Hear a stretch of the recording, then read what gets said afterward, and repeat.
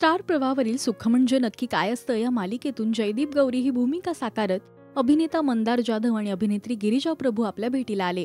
तर शालिनी या खलनायिकेच्या भूमिकेतून अभिनेत्री माधवी निमकरने प्रेक्षकांची मनं जिंकली. ही मालिका अल्पावधीतच अनेकांची लाडकी झाली.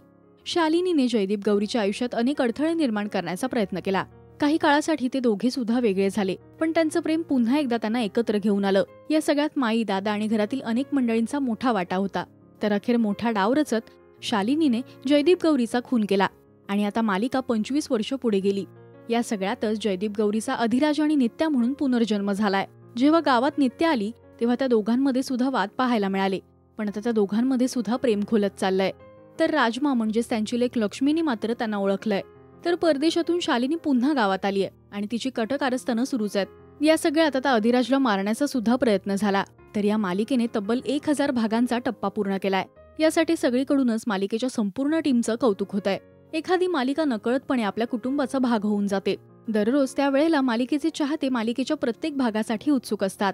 आणि आता सुख म्हणजे नक्की काय असतं या मालिकेने 1000 भागांचा टप्पा पूर्ण केलाय. तुम्हाला सुख म्हणजे नक्की काय असतं ही मालिका आवडते का आणि आणखीन काही भागांसाठी तुम्ही उत्सुक आहात का हे आम्हाला कमेंट्स मधून नक्की सांगा.